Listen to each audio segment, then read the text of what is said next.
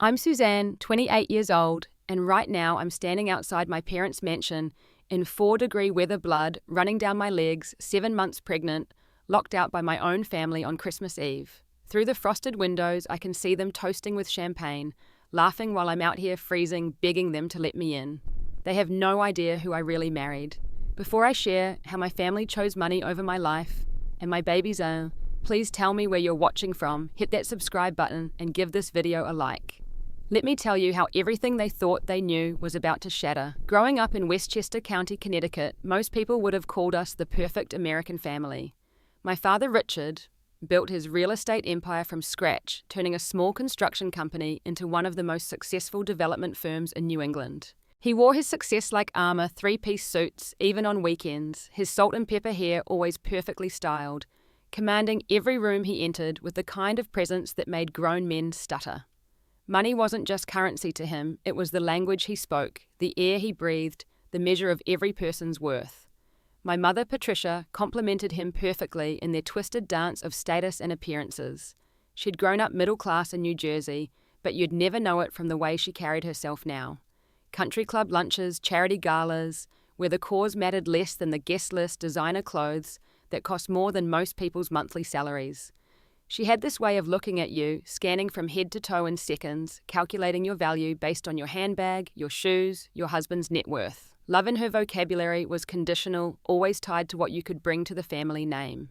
Then there was Jason, my older brother by 3 years, the golden child who could do no wrong, vice president at father's company by 30, not because he earned it, but because his last name matched the buildings.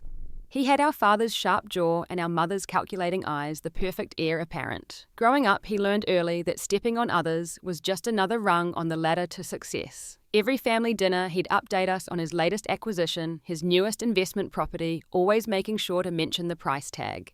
Success to him meant having more than everyone else in the room. Ashley, 2 years younger than me, had married Dr. Preston Whitman when she was 23. She'd studied art and history in college, but her real major was finding a wealthy husband. Preston was 15 years older, chief of surgery at Mount Sinai, and most importantly, came from old money. Ashley lived in a 7-bedroom colonial in Greenwich, spent her days at the spa or shopping, and made sure everyone knew it. Every conversation with her was a competition I never signed up for. If I mentioned a vacation, hers was more exotic. If I bought something new, hers cost triple. She wielded her husband's success like a weapon, cutting down anyone who dared to be happy with less. And then there was me, the disappointment, the one who chose nursing over an MBA, the one who found joy in 12-hour shifts at the hospital, holding the hands of scared patients, being there for people in their worst moments. To my family, I was the failure, who threw away her potential to empty bedpans and take orders from doctors. They couldn't understand why I'd choose a $40,000 salary over the corporate world they'd groomed me for. Every monthly family dinner at the estate was a reminder of how far I'd fallen from their expectations. Those dinners were performances, really. The dining room table that could seat 20, though we were only 5. The 7-course meals prepared by their private chef. The conversations that always circled back to money, investments, acquisitions. Who bought what? Who was worth what? I'd sit there pushing food around my plate, feeling like an actress who'd forgotten her lines in a play I never auditioned for. 8 months ago, everything changed, though my family didn't know it yet. The hospital was hosting its annual charity gala, a black tie event, where wealthy donors came to feel good about themselves while sipping overpriced champagne. I was there as part of the staff wearing a simple black dress I'd bought on sale, making sure the auction items were properly displayed. That's when I saw him. Marcus wasn't what you'd expect from a major donor. While everyone else peacocked in designer tuxedos and dripping diamonds, he stood by the balcony in a simple suit, no flash, no entourage. He had this quietness about him, dark hair slightly messy, like he'd run his fingers through it, brown eyes that actually looked at you instead of through you. When our eyes met across the room, he smiled, not the practiced smile of someone working the room, but genuine, warm, real. I was arranging the silent auction tables when he approached. Instead of the usual donor small talk, he asked about my work, really asked, Isa, like he actually wanted to know. We talked about the pediatric ward I worked in, the kids who broke my heart, and filled it simultaneously.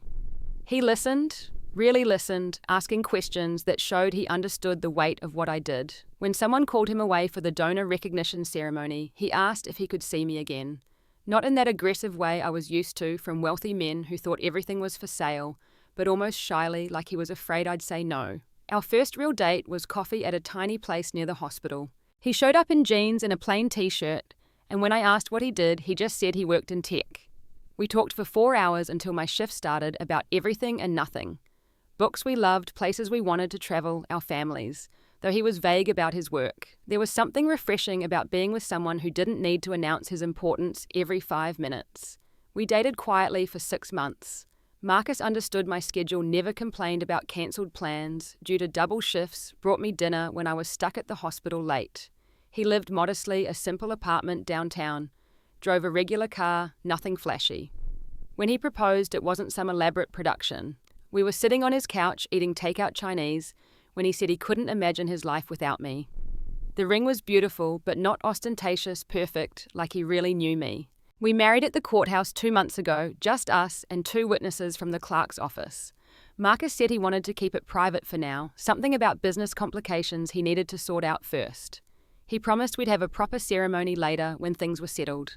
I didn't mind. After growing up in a family where everything was a production, the quiet intimacy of our wedding felt like the most honest thing I'd ever done. When I found out I was pregnant 6 weeks after the wedding, Marcus cried. Not the single dignified tear you see in movies, but real messy joy-filled tears. We spent hours talking about names, about the nursery, about the kind of parents we wanted to be. Everything opposite of how I was raised. We agreed to tell my family at Christmas dinner. I was nervous about it, but Marcus promised he'd be there with me. Then 3 days before Christmas, he got called away on urgent business. Something about a merger that couldn't wait. He promised to be back by Christmas night, told me to go to the dinner, that everything would be fine. I should have known nothing with my family was ever fine. The week before Christmas, we'd received word about my grandmother's will. Grandma Rose had been the only soft spot in our hard family, the only one who hugged without calculating what she'd get in return. She'd died 3 months earlier, and the estate lawyers had finally finished processing everything. All we knew was that there would be a reading at the Christmas dinner, that it was substantial, and that Grandma had been very specific about her wishes. I'd been the only one who visited her at the nursing home without an agenda. Every Sunday for 3 years, I'd bring her favourite lavender tea, and we'd sit together watching old movies, or I'd read to her when her eyes got too tired. My siblings came once a month, if that always, with complaints about the drive, the smell, the depressing atmosphere. My parents visited on holidays, 15-minute appearances for the sake of saying they'd been there. But for me, those Sundays with Grandma Rose were sacred. She was the only one who ever told me she was proud of my nursing career, who understood that helping people meant more than earning millions. The drive to my parents' estate that Christmas Eve took 40 minutes from my apartment in White Plains. Each mile closer made my chest tighten a little more. The baby had been active all day, like she could sense my anxiety. I kept one hand on my belly, feeling her movements, reminding myself I wasn't facing them alone anymore. I had Marcus, even if he wasn't physically there. I had this little life growing inside me. I had reasons to be strong. The estate looked like something from a magazine, especially with the fresh snow. 20 acres of perfectly manicured grounds, a circular driveway with a fountain that was turned off for winter. The house itself a massive colonial with white columns that screamed old money, even though Father had only bought it 10 years ago. Every window glowed with warm light wreaths, with red velvet bows on every door. From the outside, it looked like the perfect Christmas card. If only people knew what happened inside. I parked my Honda Civic between Jason's new Porsche and Ashley's Range Rover, already feeling like the poor relation. My coat, a practical down parka from Target, would be sneered at next to their designer furs. But I touched my belly again, reminding myself that real wealth wasn't hanging in their closets. The housekeeper Maria answered the door. She'd worked for my parents for 5 years, and I could see the sympathy in her eyes as she took my coat. She knew how these dinners went. She whispered that everyone was in the living room, that the lawyer had already arrived. My stomach dropped. I'd hoped to have a few minutes to prepare myself. The living room was a study in excess. A tree that touched the 12-foot ceiling, decorated by professionals with thousands of dollars in ornaments. Persian rugs that cost more than most people's yearly salary. Art on the walls that was bought for investment, not love. And there they were, my family arranged like actors on a stage. Father stood by the fireplace, bourbon in hand, talking to a thin man in a grey suit who must have been the lawyer. Mother perched on her favourite chair, the one positioned to make everyone else sit lower than her. Jason sprawled on the leather sofa, already on his 3rd drink by the look of it. Ashley sat with her husband Preston, her hand possessively on his arm, diamonds catching the light with every gesture. No one stood when I entered. Mother gave me that look, the one that catalogued every flaw. My dress a simple navy maternity piece. My shoes comfortable flats instead of heels. My face probably showing the exhaustion of a rough shift the night before. Father barely glanced over. Jason smirked at my obvious pregnancy, which I hadn't told them about yet. Ashley whispered something to Preston, and they both chuckled. The lawyer, Mr. Brennan, was the only one who showed basic courtesy, standing and offering his hand. He suggested we begin, and everyone took their positions like it was a business meeting, which to them it probably was. Mr. Brennan cleared his throat and began reading. The legal language was dense, but the bottom line became clear quickly. Grandma Rose had left an estate worth $15 million. The collective intake of breath was audible. Everyone leaned forward, vultures ready to feast. Then came the distribution. A few personal items to each grandchild, photo albums, her jewelry collection to be divided among the women. And then the money. The house in Vermont worth $2 million went to charity. Another $2 million to various charities she'd supported. $1 million to Maria and the other household staff who'd cared for her. And the remaining $10 million, the bulk of her fortune, went to me. Just me. Alone.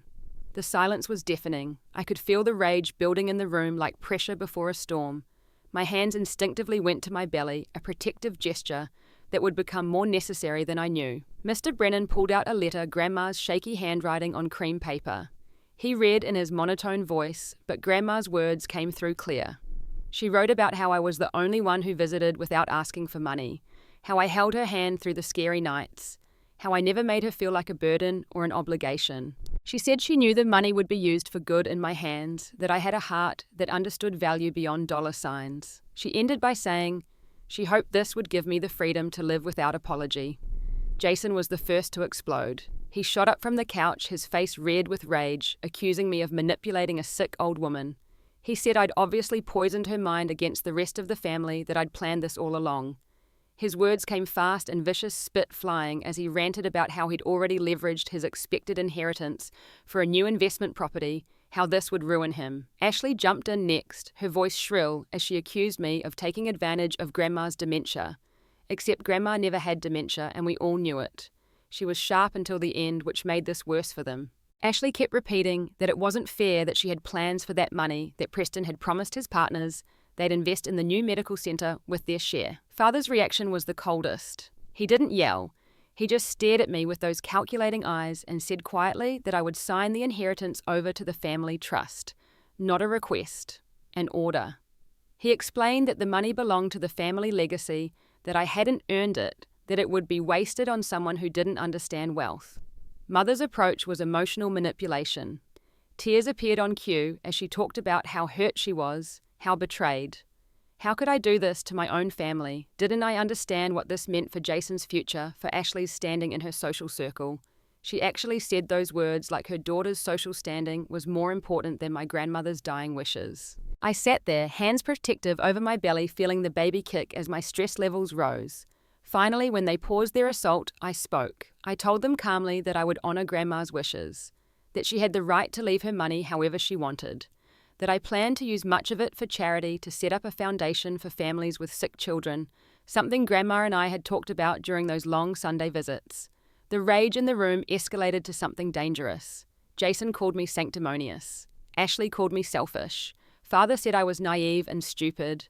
Mother said I was destroying the family. I thought maybe sharing my pregnancy news would shift things, remind them that family was about more than money. So I stood my hand on my visible belly and told them they were going to be grandparents and aunt and uncle. I told them I was 7 months along, that it was a girl, that I hoped she'd know them differently than I had. The silence lasted maybe 3 seconds before Jason laughed ugly and mean. He asked if I'd gotten knocked up by some nobody from the hospital, if that was why I needed the money. Ashley joined in, saying at least now we knew why I wanted the inheritance to raise my bastard child. That word bastard made something inside me snap. I told them I was married, had been for 2 months. The disbelief on their faces might have been funny if it wasn't so insulting. They literally couldn't believe someone would marry me without their money as bait. Father demanded to know who already calculating how to use this against me. When I said my husband supported my decision about the inheritance, that we didn't need the money, but would use it to help others, Father's face went from red to purple. He stood all 6 feet of intimidating presence and gave me an ultimatum. Sign the papers transferring the inheritance to the family trust, or leave and never come back. Be cut off completely. No longer be a daughter or sister. Dead to them. I stood too, though my legs shook. I told him I couldn't sign away Grandma's wishes, that it wasn't about the money, but about honouring the one person in this family who loved unconditionally, that maybe if they'd shown her an ounce of the care she deserved, she would have remembered them too. That's when everything went to hell. Jason lunged forward, grabbing the papers from Mr. Brennan's briefcase, shoving them at me. When I stepped back, refusing to take them, he grabbed my wrist. Hard. I tried to pull away, and that's when I lost my balance. My hip hit the corner of the glass coffee table as I went down, a sharp pain shooting through my abdomen. I cried out both from the immediate pain and from the fear that followed. I could feel something warm and wet, and when I looked down there was blood. Not a lot at first, but enough to terrify me.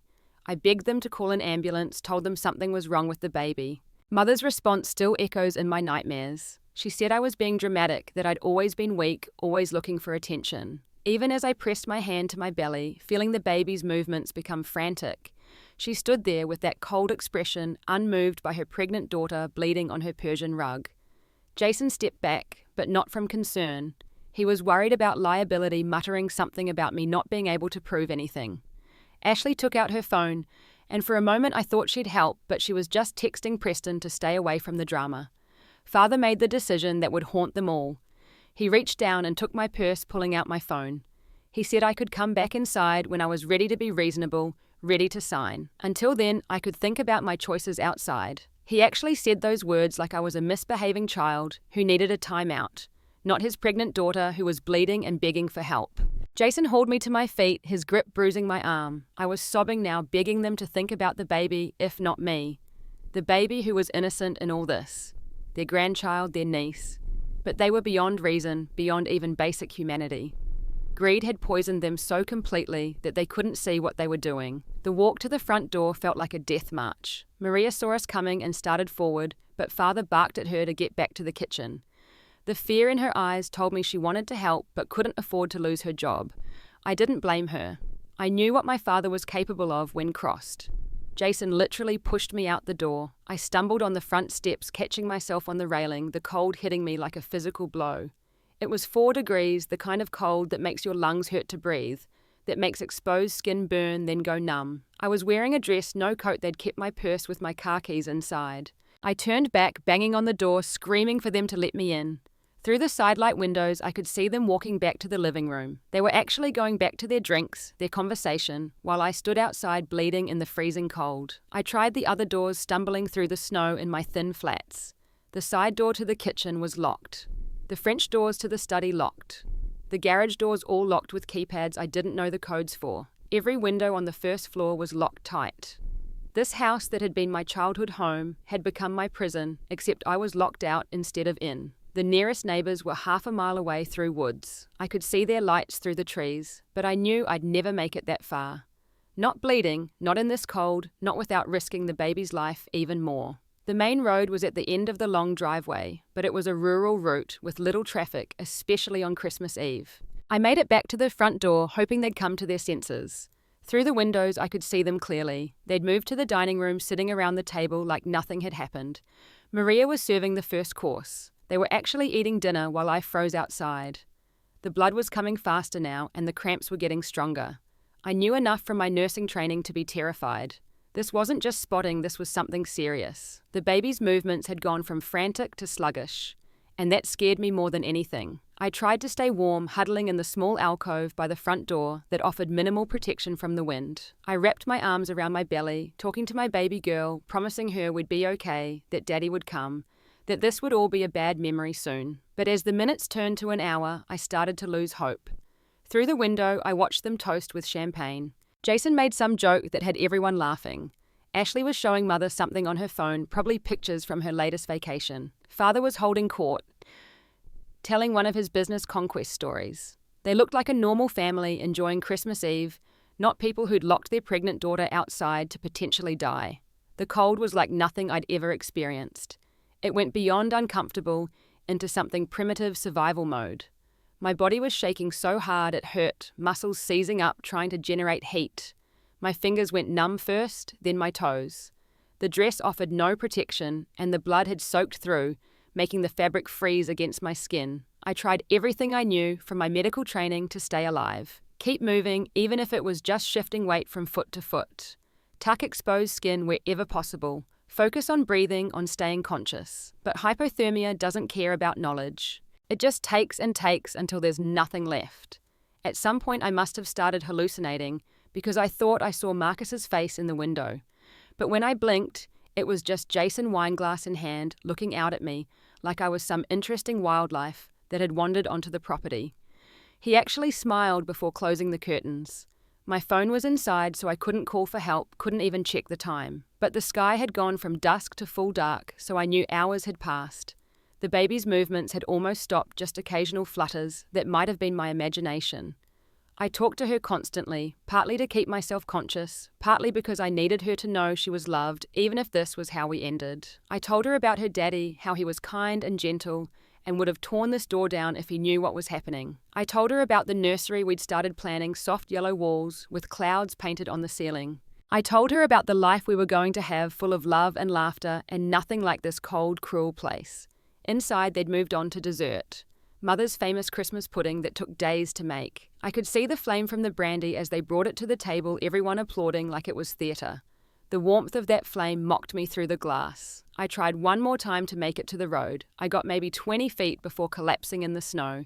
The cold actually felt warm then, which I knew was a bad sign. They say freezing to death is peaceful once you stop fighting, and I understood why. It would be so easy to just close my eyes to stop the pain, the cold, the betrayal. But then I felt her move. One strong kick, like she was telling me not to give up.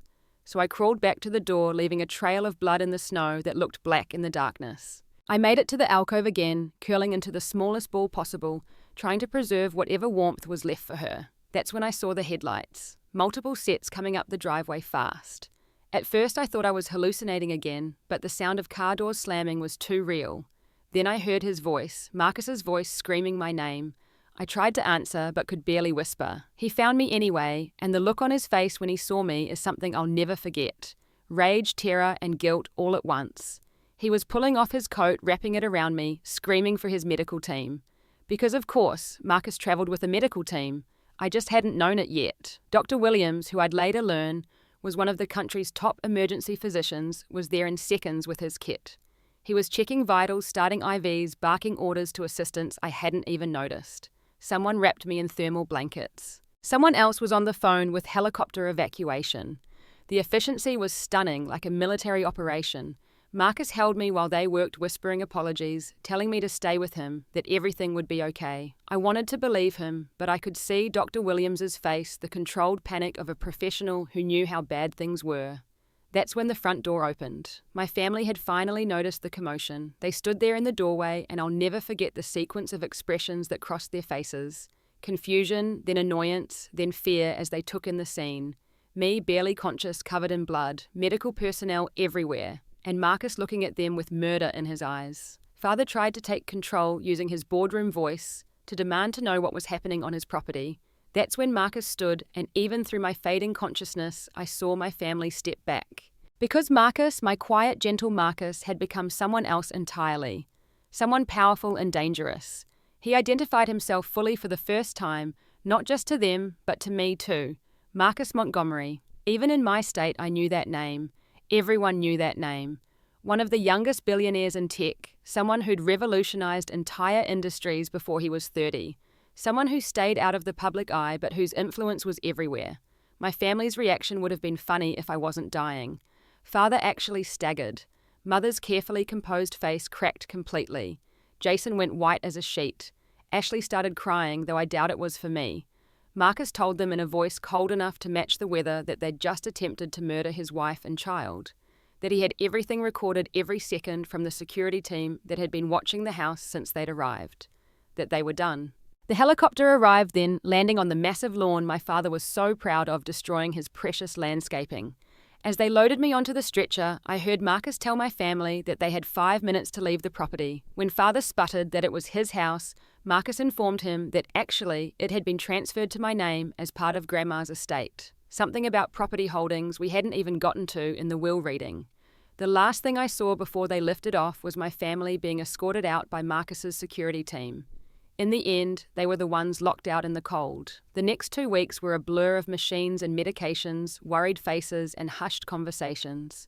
I drifted in and out of consciousness, aware of Marcus's constant presence, his hand holding mine, his voice reading to me when I couldn't respond. The baby our little girl was holding on, but barely.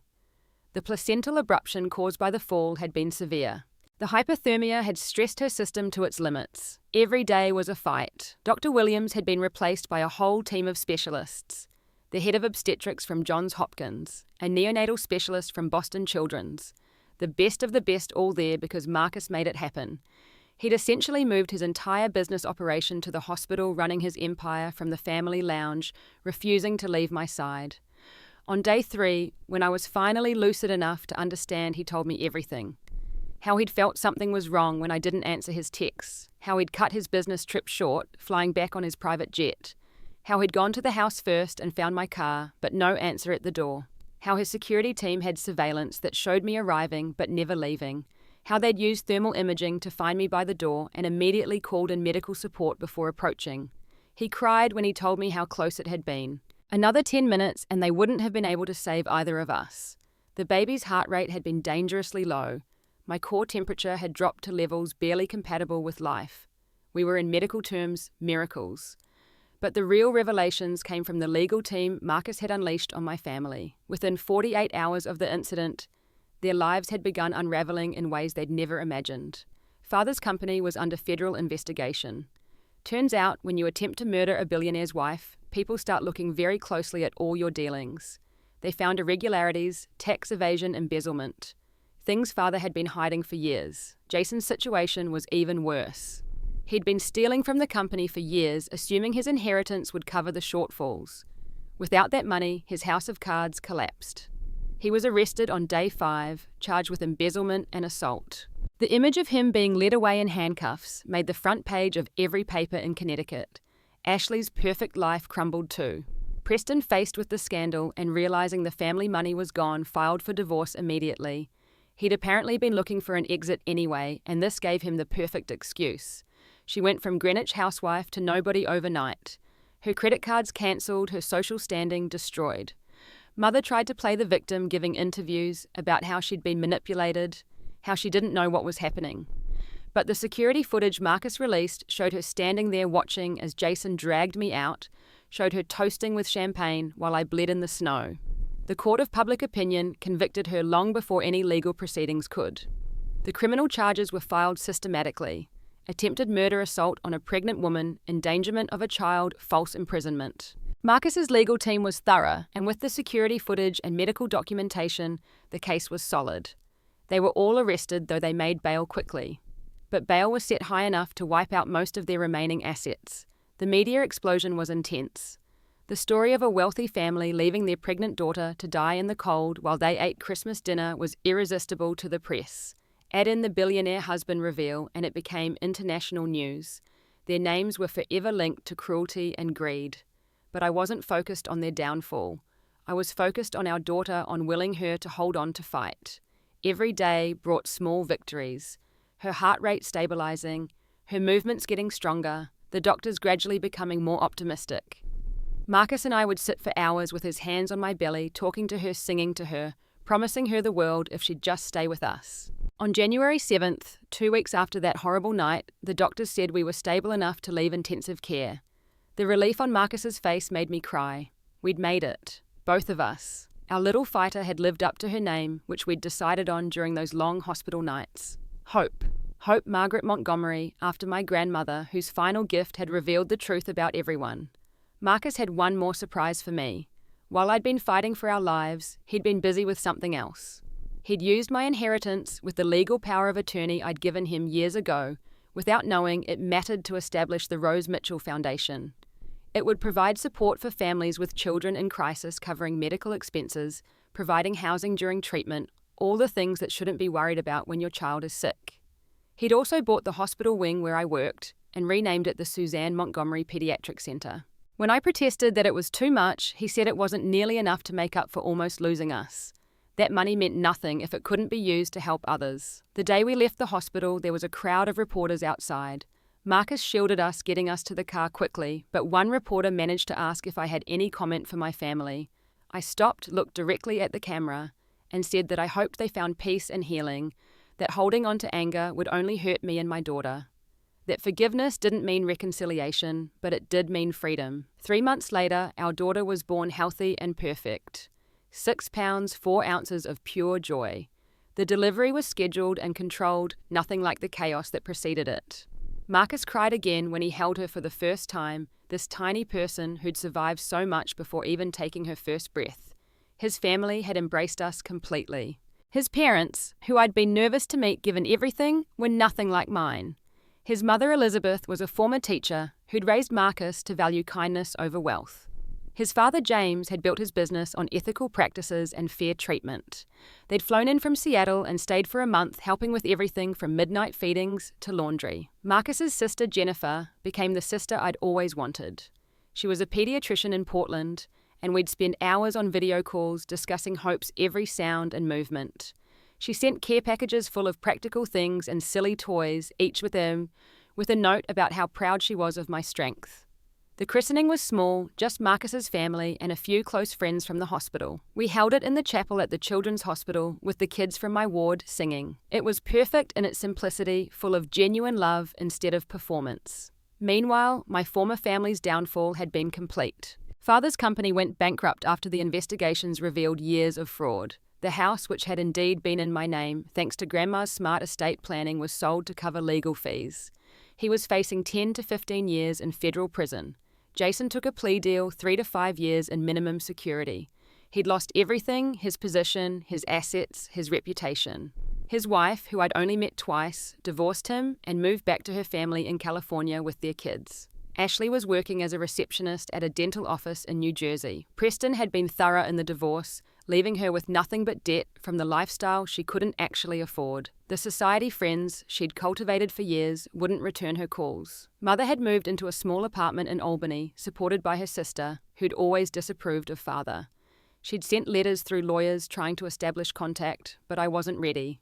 Maybe I'd never be ready. Some bridges once burned can't be rebuilt. 6 months after Hope's birth, I ran into Mother at a grocery store in White Plains. I was pushing Hope in her stroller, picking up ingredients for dinner. She was in the cereal aisle, looking older, smaller, ordinary, in a way she'd never allowed herself to be before. She saw us and froze. I watched the emotions cross her face, longing, regret, shame. She took a step toward us, then stopped, waiting for permission. I could have walked away. Part of me wanted to. But I thought about Hope, about the kind of person I wanted to show her how to be. So I stood still, didn't run, but didn't approach either. Mother came closer slowly, like approaching a wounded animal. She looked at Hope with tears in her eyes, seeing the granddaughter she'd almost killed, the family she'd thrown away for money that was never hers. She said she was sorry, that she knew it meant nothing, changed nothing, but she needed to say it. She said she'd been in therapy, that she was trying to understand how she'd become someone who could do what she did. She didn't ask for forgiveness or another chance. She just wanted me to know. I told her I appreciated her saying that, but that some things couldn't be undone. That Hope would grow up knowing she was loved and valued for who she was, not what she could provide. That the cycle of conditional love stopped with me. I said I hoped she found peace, but that peace wouldn't include us. She nodded understanding and started to walk away. Then she turned back and said that Grandma Rose would have been proud of me, that I'd become everything she'd hoped. That of all her failures, the one she'd regret most was not seeing what Grandma saw, not valuing what actually mattered. I watched her leave this woman who'd given birth to me, but never really been my mother. And I felt free. Not happy, not vindicated, just free. Free from seeking approval that would never come. Free from trying to earn love that should have been unconditional. Free to be the mother I'd never had. The foundation had grown beyond what we'd imagined. We'd helped over 100 families in the first year, covering everything from medical bills to transportation to lost wages while parents cared for sick children. Every family we helped felt like honouring Grandma Rose's memory, using her gift the way she'd intended. I'd gone back to work part-time at the hospital, but now I had the freedom to choose my hours to be there for Hope, while still doing what I loved. Marcus had offered repeatedly to let me stop working entirely, but he understood when I explained that nursing wasn't just a job, it was part of who I was.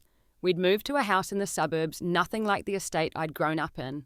Just a normal house with a yard and a swing set, neighbours who barbecued together, kids who played in the street. Marcus could have bought us a mansion, but we both wanted Hope to grow up understanding that happiness didn't come from square footage. The legal proceedings had concluded with my family members serving various sentences. Father got 12 years, Jason got 4, Mother and Ashley got probation with community service. The civil suit Marcus had filed on our behalf resulted in a settlement that went entirely to the foundation. We didn't want their money. We wanted them to understand that their actions had consequences. But the real justice was living well. Every morning, when Hope woke up smiling every evening, when our little family had dinner together, every moment of genuine joy and love was proof that they'd failed. They'd tried to destroy us for money, but we'd survived and thrived. We'd built the family they'd never been, full of warmth they'd never shown. Looking back, that Christmas Eve felt like a lifetime ago and yesterday simultaneously. The scars, physical and emotional, had faded, but never fully disappeared. Sometimes on cold nights, I'd feel phantom pains where the frostbite had been worst. Sometimes I'd wake up from nightmares where I was still outside that door begging to be let in. But then I'd feel Marcus beside me, hear Hope breathing through the baby monitor, and remember that their cruelty had inadvertently given me everything. If they'd been decent people, I might never have seen them for what they really were. I might have spent my whole life seeking their approval, accepting crumbs of conditional love, teaching my daughter that she had to earn affection through achievement. Instead, Hope would grow up knowing she was precious simply because she existed. She'd know that love meant showing up, not showing off. She'd understand that family was about who stayed when things got hard, not who shared your DNA. The call came on a Tuesday morning, 2 years after that Christmas Eve. Ashley crying so hard I could barely understand her. Father had had a heart attack in prison. He was in the hospital, critical condition. He was asking for me. I sat with that information for hours, Marcus holding my hand while I processed. Part of me felt nothing. He'd locked me out to die. He'd chosen money over his grandchild's life. He deserved no mercy, no final reconciliation. But another part, the nurse in me, maybe, or just the human being. Grandma Rose had raised me to be, knew I'd regret not going. Not for him, but for me. For the closure I might need. Marcus drove me to the federal medical facility, holding my hand the entire way. He offered to come in, but I knew this was something I had to do alone. The man in the hospital bed looked nothing like the father I'd known. 60 pounds lighter, grey hollow, the powerful Richard Mitchell was gone, replaced by a dying man in restraints. He cried when he saw me. Not the manipulative tears I'd seen before, but real, broken sobs. He tried to speak, but couldn't at first. When he finally could, he didn't ask for forgiveness. He said he just needed to tell me that he'd been wrong, that he'd destroyed everything that mattered for things that didn't, that he'd failed as a father, as a human being. He asked about Hope, and I showed him one picture on my phone. His granddaughter he'd never know, would never influence. He stared at it for a long time, then said she looked like Grandma Rose around the eyes. She did, actually. I'd noticed it too. Before I left, he said something that stayed with me. He said money had been his god, and it had demanded everything as sacrifice. His family, his soul, his humanity. And in the end, it had given him nothing back but these white walls and the knowledge of all he'd lost. He died 2 days later. I didn't go to the funeral, but I heard it was sparse. Jason was brought from prison in shackles. Mother and Ashley were there, a handful of former business associates who probably came to make sure he was really dead. The empire he'd built, the legacy he'd killed for, ended with him. Marcus asked if I was okay, and surprisingly I was. That visit had given me what I hadn't known I needed. Not reconciliation, but resolution. The understanding that the man who'd raised me had been consumed by something that ultimately consumed him. I could pity him without forgiving him. I could acknowledge our biological connection without claiming him as family. Hope is 4 now, and she's everything good in this world. She has Marcus's kind eyes and my stubborn streak. She loves dancing in the rain and reading stories and helping me at the Foundation's family events. She knows she's loved infinitely, unconditionally, permanently. Sometimes people ask if I'll ever tell her about my family. I will when she's older. Not as a horror story, but as a cautionary tale about what happens when you value things over people, when conditional love replaces unconditional acceptance. I'll tell her about Grandma Rose, too, about the woman who saw through it all and gave me the keys to freedom. The Foundation has grown to serve 3 states now. We've opened houses where families can stay while their children receive treatment. We've funded research into pediatric diseases. We've made sure thousands of parents never have to choose between being with their sick child and keeping their job. Every life we touch is Grandma Rose's legacy and our triumph over those who tried to destroy us. Marcus's business has flourished too, but you'd never know it from how we live. We drive regular cars, shop at regular stores, send Hope to regular preschool. The other parents have no idea who we are, and that's perfect. We're just the Montgomerys, the couple who brings homemade cookies to bake sales and volunteers for field trips. Jason was released last month. He sent a letter through his lawyer asking if he could meet Hope. I sent back a simple no. Some doors once closed should stay that way. He's working at a warehouse now, living in a halfway house. The golden boy who was going to inherit an empire is loading trucks for minimum wage. I don't feel sorry for him. Ashley reached out through social media, a long message about how she's changed, how she's been in therapy, how she understands now what she did. She included pictures of her kids, my nephew and niece, I've never met, saying they deserve to know their cousin. Maybe someday when the wounds are less raw, but not yet. Trust once shattered, that completely doesn't rebuild easily. Mother still sends letters every few months. I don't read them anymore. Marcus does, just to make sure there's nothing legally concerning. He says they're all the same variations of regret and requests for contact. She's living with her sister now. The apartment too expensive on just Social Security. The woman who wouldn't wear anything that wasn't designer is shopping at thrift stores. It's not karma, it's just consequence. Last week I was at the hospital for my shift when a patient's family member recognized me from the news coverage. She asked if I regretted exposing my family if I missed them. I told her the truth. I missed the family I'd wished they were not the family they'd actually been. I grieve the relationships that should have existed, not the ones that did. But mostly I'm grateful. Grateful I survived that night. Grateful Hope survived. Grateful Marcus found me in time. Even grateful for Grandma Rose's inheritance, not for the money, but for revealing everyone's true nature.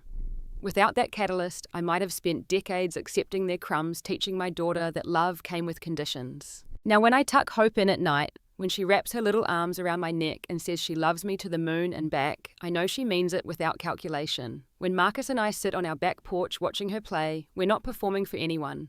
We're just being, just living, just loving without scorecards or requirements. The scar on my hip from hitting the table has faded to white. The frostbite damage to my fingers only aches when it's really cold.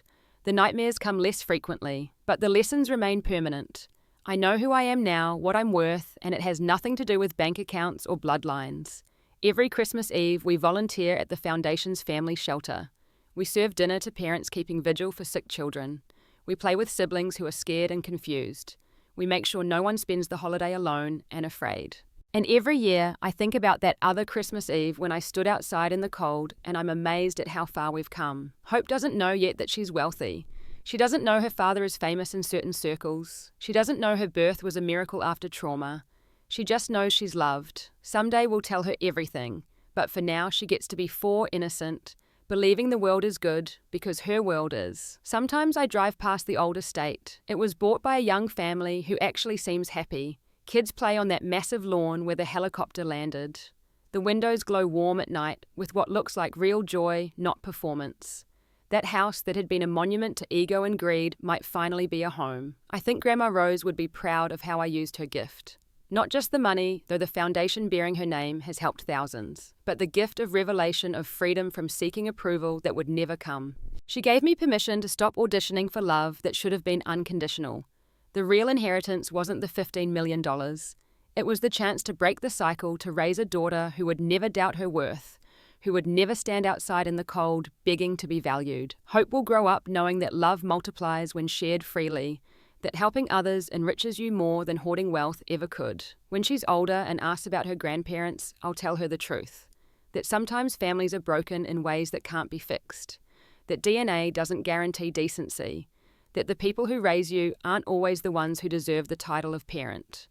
But I'll also tell her about chosen family, about the grandparents who earned the title through love, not blood, about the aunt and uncle who celebrate her existence without condition. Most importantly, I'll tell her about the night everything changed. Not as a victim story, but as a survivor's tale.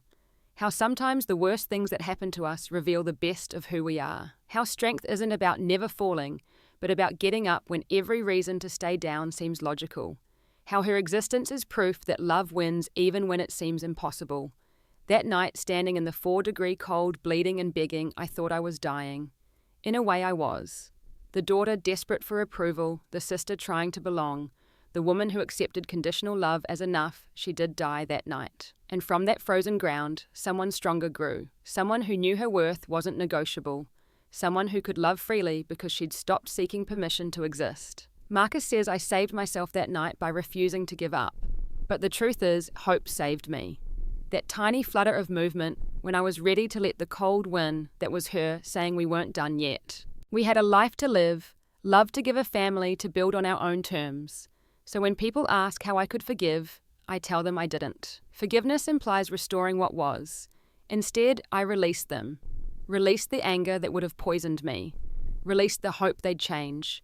Released the guilt over their choices. I released them to face their consequences while I faced my future. Every morning, I wake up in a house filled with laughter instead of judgment. Every day, I work at a job I chose instead of one assigned by family expectation. Every evening, I come home to people who love me without conditions or qualifications. What they meant for evil became my greatest good. The family that locked me out in the cold thought they were taking everything from me. Instead, they gave me everything that mattered. They showed me who they really were, who I really was, and what I really deserved. They thought leaving me outside would break me. Instead, it broke the chains I didn't even know I was wearing. This Christmas Eve we'll be at home. Hope will leave cookies for Santa that we'll eat after she's asleep. Marcus will read her the night before Christmas with all the voices. We'll tuck her in and stand in her doorway, watching her sleep, grateful for this life we've built. And at midnight, when the church bells ring, I'll step outside for just a moment. Not because I have to, but because I can. Because I survived. Because we survived. Because sometimes the coldest night leads to the warmest dawn. Looking at my life now at Hope, laughing at Marcus's hand in mine, at the families we help through the foundation, I can honestly say I'm grateful for that terrible night. Not for the pain or the betrayal or the near loss, but for the clarity it brought. For the perfect strangers who became perfect family. For the strength I didn't know I had. For the love that came not despite the trauma, but through it. My family thought they were protecting their treasure by locking me out. They never understood that the real treasure was never money. It was the capacity to love without conditions to give, without calculating return to value people over profit. They kept their fortune for a few more hours. I kept my soul forever. And that's really the end of the story, or maybe the beginning. Every day with Hope is a new chapter in choosing love over fear, generosity over greed, authenticity over appearance. Every day is proof that the family you choose can heal what the family you're born into broke. What would you have done in my place? Would you have signed those papers to stay warm, to stay safe, to keep the family that never really wanted you? Or would you have stood your ground, even if it meant standing in the cold? I'd love to hear your thoughts in the comments below. And if you know someone who needs to hear that they're worthy of unconditional love, that chosen family can be stronger than blood, please share this story with them. Hit that like button if you believe that integrity matters more than inheritance. Subscribe for more stories of survival and strength. Thank you for listening to my truth, and remember, sometimes the family that locks you out is really setting you free. May you always know your worth, and may you never stand in the cold begging for love you deserve freely.